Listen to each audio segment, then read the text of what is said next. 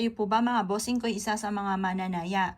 Meron ako ituturo sa inyo para kayo po mga bossing ko ay makatama ng limpak-limpak na salapi. Kung hindi ka naman mananaya, ikaw po ay negosyante, mainam na magawa nyo rin po ito.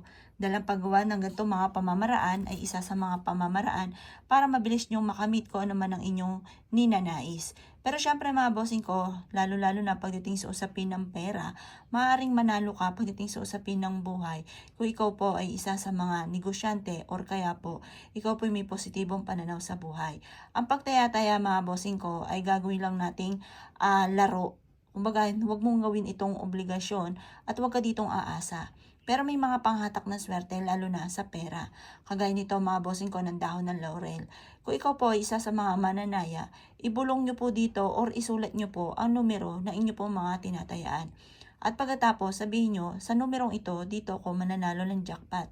At pagkatapos po niyan ay sunugin nyo po ito at hayaan nyo mapawid ng hangin yung mismong abo po nito. Yan po ay panawagan para yung wishes po ninyo ay matupad.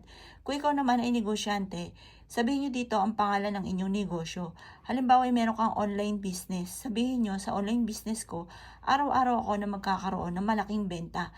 Ganon ang mga pag-wish. At pagkatapos ng mga bossing ko, ito po ay mainam na hayaan nyo lamang yung mismong abo po nito na pawirin ng siliwanag ng sinag ng araw at ganoon din ng hangin. Basta magmula sa sinag ng araw at ganoon din po ng hangin nagmula sa kalikasan, ang dulot niyan ay swerte.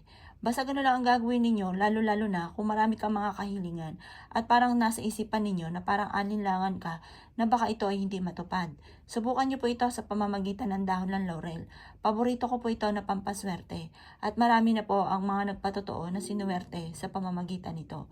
Kaya ako'y kinaniniwala at nais po itong gawin. Huwag na po kayo magpatumpik-tumpik pa.